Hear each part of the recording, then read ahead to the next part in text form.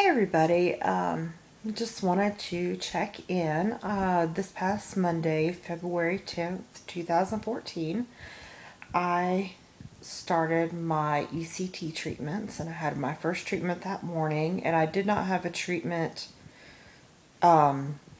yesterday, January 12th, which was Wednesday, because we have in Georgia and Atlanta, Athens, it's a mess with all the weather, the ice, and we've had constant sleet. Just, I don't know how many hours, but there's quite a bit of sleet out there, and the roads are really iced up. But anyway, I just wanted to get on here while I was thinking about it and just tell you all how my experience was the first time that I had the ECT. And overall, I have not had much in the way of memory lapses. I've had a few little glitches here and there, but nothing really major. Just every now and then, I forget what I'm doing or I forget I did something, but most of it's not really out of the norm for me. But we got there to the hospital in Atlanta. My appointment was at 7 a.m. We got there about 6:30 before rush hour traffic started. And I'm sorry if I ramble, but and we went in. Actually, I think we got there about 6, but we went in about 6:30, and they went ahead and took me back and showed me how to check in and all that kind of stuff, because all what I'll do is I'll just check myself in, and then they checked my blood pressure and had a very rude nurse in the little room and it's like the recovery room for afterwards, but it's also the room you go into before to put all your belongings and get your blood pressure checked, and he was just plumb hateful. His name was Jacob, and he's at Peachford Hospital in Atlanta, and I've actually been told to write a letter about him because he was so horrific to me and all the other patients. He was very abusive with all the yelling and everything. But anyway, let me get back to my experience. But they checked my blood pressure, and of course, I do have an anxiety disorder as part of my depression and all that. And so my blood pressure was up some, which was pretty much to be expected. My anxiety level was kind of up, and I was real nervous. I was getting ready to get an IV, and I hate IVs. I was getting ready to be given anesthesia, which I'm not real big on. I was getting ready to have electrical shock and cause a seizure. So, of course, there's quite a bit of anxiety, especially when it's your first time and you have absolutely no clue the way your body is going to react and respond to the treatment. But they tried to get my IV in, and the lady that was doing my IV tried putting it in the side of my left arm. Well, she blew out a vein. That was painful. So she after me crying and everything, she actually got somebody else in the ECT treatment room to go ahead and just do my IV in there, and did it in a normal spot on the inside of my left elbow, which was fine with me. And I was laying down on the stretcher at that point, and I met the doctor that I'm seeing, Dr. Aleem, and he was one of those doctors who just makes you instantly feel comfortable. So I had been told by two separate people that about this doctor, that he was really good, that he was make you feel really comfortable, that he was just a very good doctor, and he was very nice. He asked about my depression. He asked about what I'd been diagnosed with, how long I'd had it, what type, if I've been on many medications, and all that kind of stuff. And after I talked to him, he made sure I didn't have any questions, which I couldn't think of any at that time. And the nursing staff in there introduced themselves to me, and they were all very, very nice. And then they took me into the little room, and I met the anesthesiologist, and turned out he was from Ireland. I recognized his accent, but he was really nice. And they said they work with a group of anesthesiologists, and this one lady, she said that she's a nurse, but she'll be there. She should be there every time but the anesthesiologist will probably change. And they just, after they made sure didn't have any questions about anything, they checked my blood pressure to go ahead and get a starting reading. And I guess at that point, well, they put a mask on my face and told me to breathe in deeply 6 times, and I breathed in 1 time, and I was like, whoa, boy, I felt that. I don't remember the second breath, so I was out very quickly, and I guess that's when they also gave me the muscle relaxants through my IV. I don't know. They did unilateral ECT, and I don't know how long the seizure I had was, but my psychiatrist, I saw her the next day, and she said it sounded like I had a pretty good, strong seizure with it because of the soreness and the tiredness and everything I was having. But afterwards, I woke up and I asked them, I was like, have I already had my treatment? And they said, yes, you've already had it. I was like, really? And I was like, okay. And I asked them, I said, how long was it out for? They were like, oh, only about 5 or 6 minutes. And then after I started kind of thinking about it, then I remembered the anesthesia and stuff.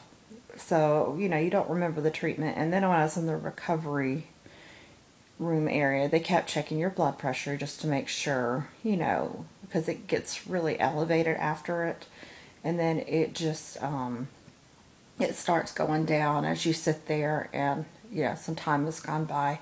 And the medications, I guess the anesthesia or the muscle relaxants are something that they use, makes you really, really super thirsty.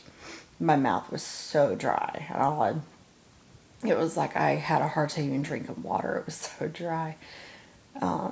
So, for the rest of the day, I ended up having just to keep drinking something constantly. But afterwards, I had a little bit of nausea, not much. They gave me a Zofran, and I was in some water, and I was fine after that. I did start having, a lot of soreness all through here and down my neck, especially in the left part of my neck, all through here. And I asked if that was normal, and they said it was.